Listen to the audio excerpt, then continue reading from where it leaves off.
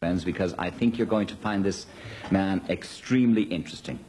He's an ex-British soldier, and 6 years ago, during the final minutes, and I mean the final minutes of the Falklands War, he was shot in the head by a sniper. And he spent 2.5 hours in the freezing cold before being flown in a helicopter with his head stuck out in the open air to a field hospital where he was left, again, without any attention, treatment, anesthetic of any kind, for another 4 hours, because they reckoned he was not going to live. He was so badly injured. And he wasn't a priority, so they left him on one side and went on with other people that they thought they could save. He lost 45% of his brain with this shot. And it included the motor side for the left side of his body. And he was later told that he would never walk again. Now, he was discharged from the British Army. His own account of his experience during and recovering from the Falklands War deviates, I would say, markedly from the generally accepted view of a sort of a tin pot army up against the might of the British Empire. And what's interesting is how he has been treated by his own government since he came back. He had every right to believe that he would come back a wounded hero, but that is not, alas, how he has been treated. He's told his own story in a book called When the Fighting is Over, and BBC have made a television documentary about him too, to be shown later on this one. Would you welcome, please, Robert Lawrence.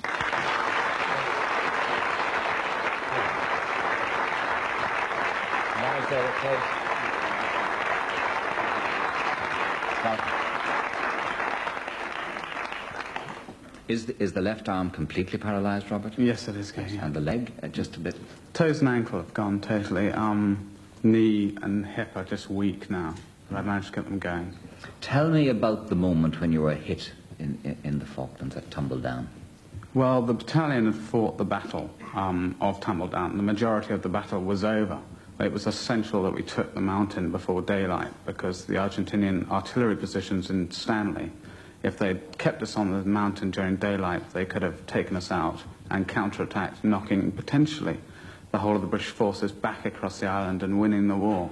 So it was absolutely essential that we won that mountain that night. The battalion was stopped by an extremely heavy machine gun post on the end of Tumbledown Mountain. It had done enormous damage to the company before mine, and my company was called in to try and sort it out. Well, I led the attack on it, and we took it out, and we won that specific point. But I realized that we'd lost all our momentum. You know, we had our first wounded, our first Argentinian prisoners in our hands, and the boys stopped. I mean, we came to a grinding halt. We then came under severe sniper fire.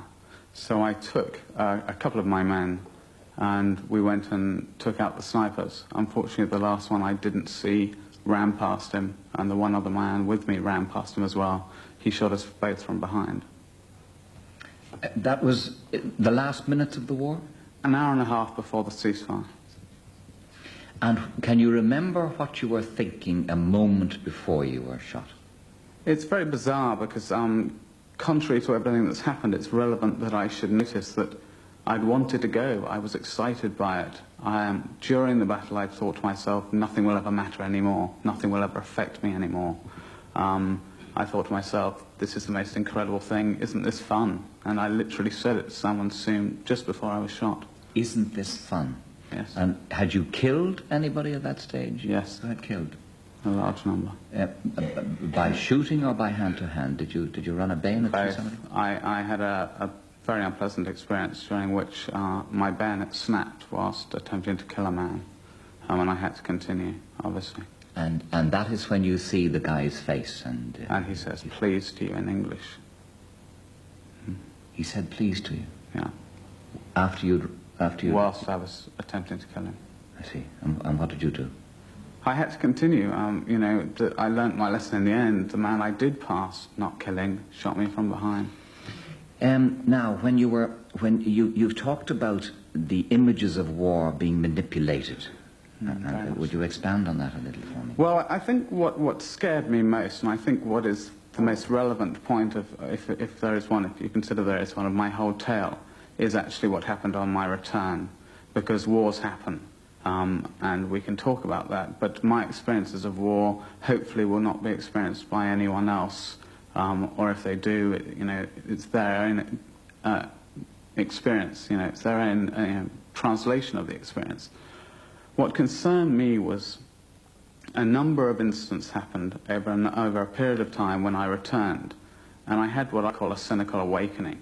And I realized that what was happening was that they were adapting these images, censoring these images, and being very clever with these images to ensure that the whole international incident portrayed the incident that they wanted. It portrayed victors, not victims.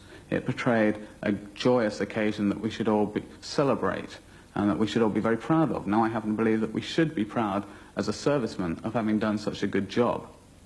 I believe that a lot of the principles and standards that I've been brought up to believe in are still quite correct.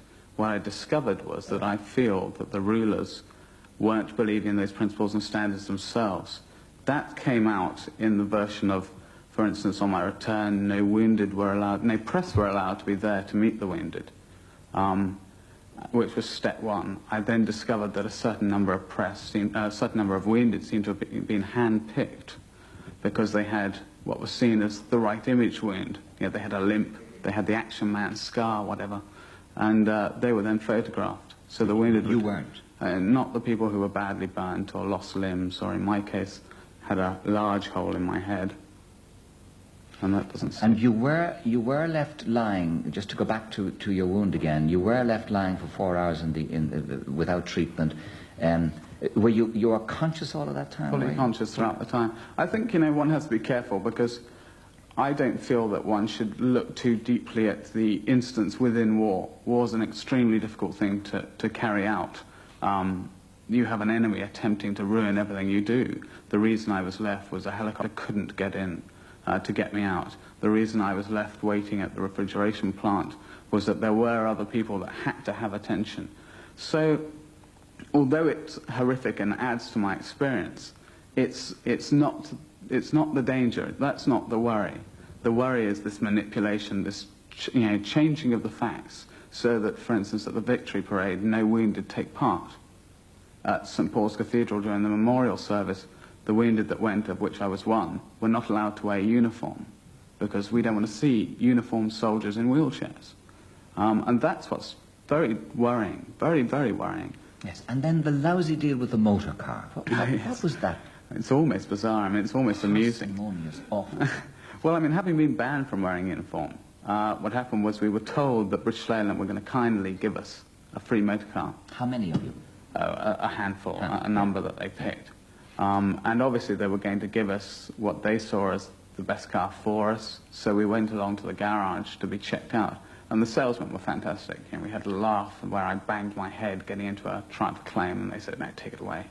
Brought out an Austin Princess, and I jammed my knee under the steering wheel. And they said, take it away. I ended up with a Rover, and this car suited, and I was very pleased and everything.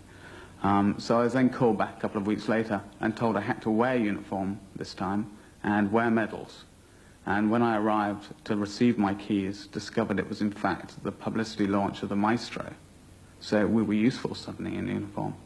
The sadness was that those 3 weeks later, when I received the real car, I discovered my South Atlantic Fund payment, which was a charitable payment, was docked £11,500 for the price of the car minus an 18% discount for being disabled. Well, it's worrying. It's very worrying.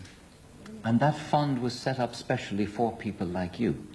That fund, according to the deeds of the trust, yes, was specifically set up after spontaneous contribution by the British public for the wounded and bereaved of the Falkland Islands conflict.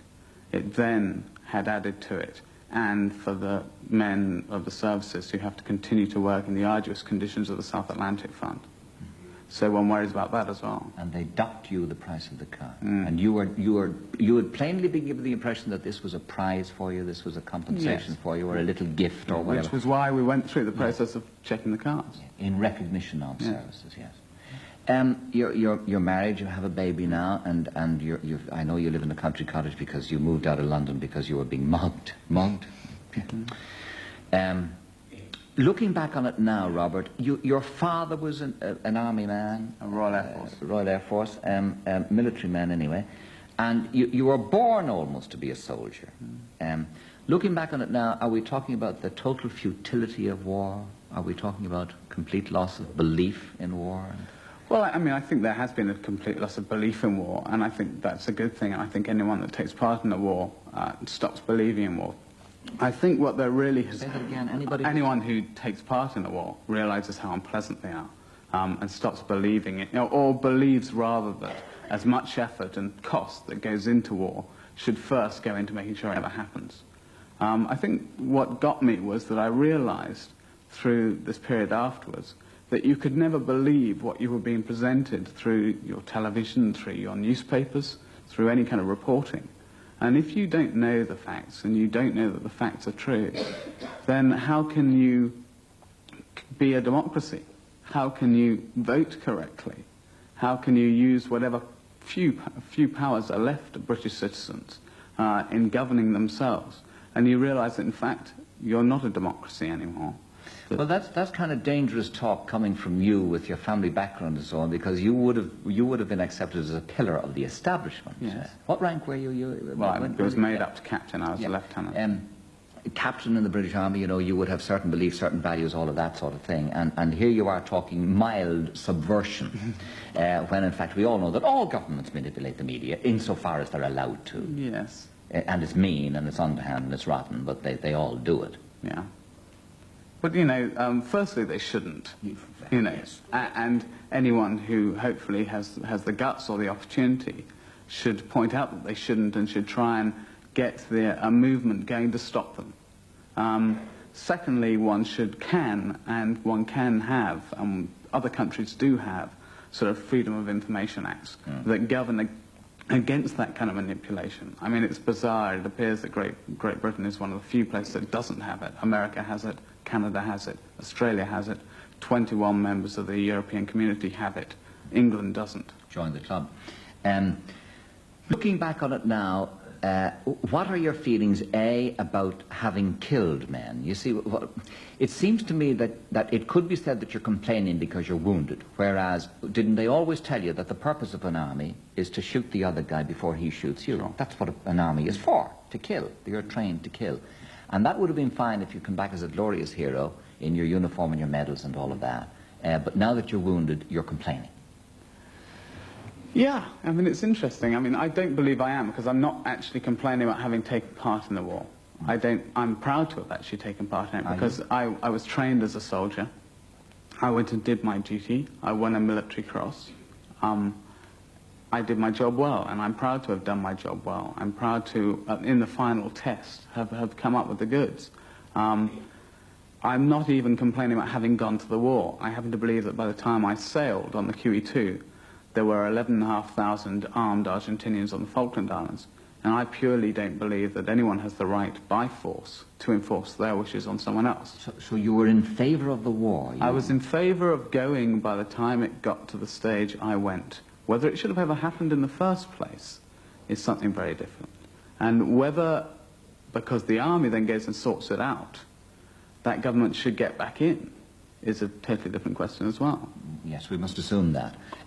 But certainly it was manipulated to their advantage. So the Argentinian army then, the other point, just passing by, the Argentinian army was not a tin pot rookie outfit as far as you were concerned, were they? No, I mean, there's no doubt about it. They had conscripts down there. They had young conscripts a lot, and a lot were caught in Goose Green, Darwin. But, you know, all you have to do is look at the map of the islands, and you'd realize that any Argentinian general would probably put outlying rings of his forces to slow down and tire out and waste the British army as they attempted to cross the islands and put your conscripts furthest out.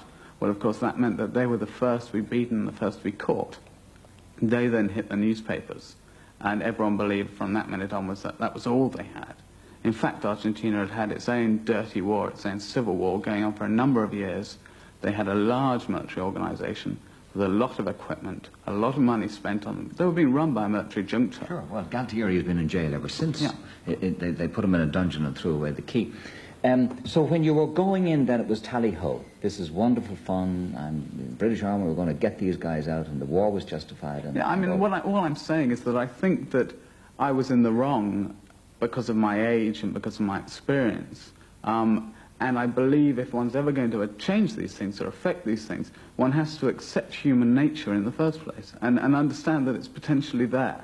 You can't just say, I'm a pacifist, young men shouldn't do this, and leave it at that. That might be true, But young men do it. Young men do it all over the world. There is an attraction to the services, to that kind of power, to that kind of job. And you've got to accept that and understand that if you're ever going to do anything about it. But in sum, you believe that you've been treated rotten by the British government. I don't believe I've been treated particularly rotten. I have a good pension. I had a good settlement from the South Atlantic Fund. There was an enormous amount of lack of understanding over that period. It took a year and a half for any of us to get any money like that. And all we wanted to do at that time was get on with a new life, and we couldn't. I don't think that's the problem. As I say, I think the problem is, the danger is that the British public are being conned as it goes along afterwards. How much trouble has there been about Tumbledown, the movie, the BBC? They're showing it on the 31st of May now. Well, there's always trouble with that kind of thing. You know, the press like to label it, categorize it. People are scared by it. There is a paranoia, and it was partially that paranoia that fueled me and kept me going. One realized that, you know, why were they frightened? What were they upset about? If they had nothing to be scared of, why couldn't they just be open? Were there any direct approaches made to you to say, yes. you know, Robert, shut up?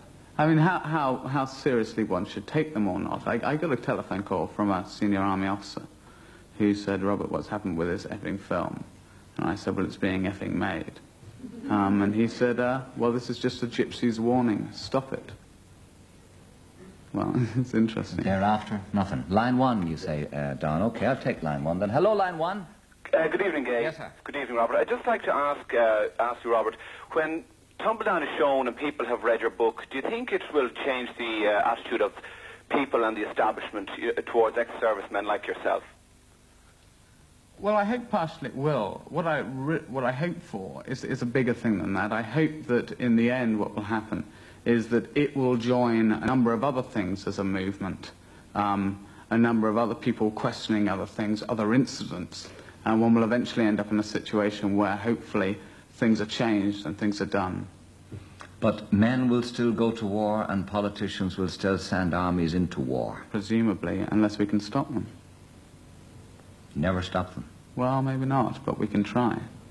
Armies, prostitutes and the poor we have always with us, I guess. Sure.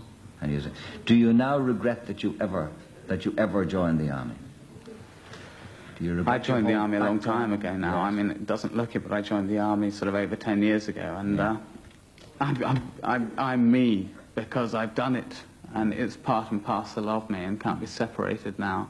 So I don't regret it. I've learned from it. I've become what I am because of it, and that's part of it. Will the arm ever come back, Robin? No. No, I have, you know, as you said, 45% of my brain missing.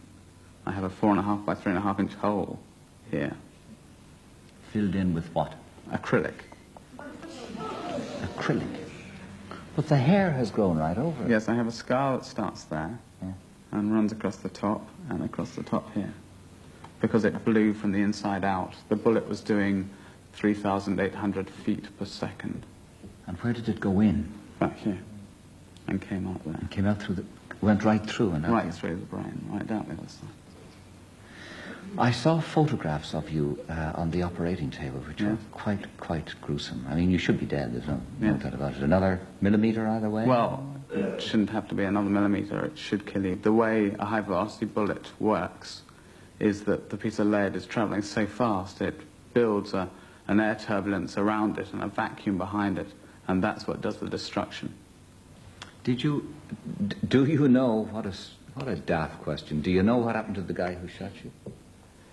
I'm not sure. You lost interest very quickly. Very quickly. Yeah, you lost it, indeed. I just wondered, did anybody ever tell you? Yes, Dad, did you want to say something? Yeah. You've got 1 minute left to go in the programme.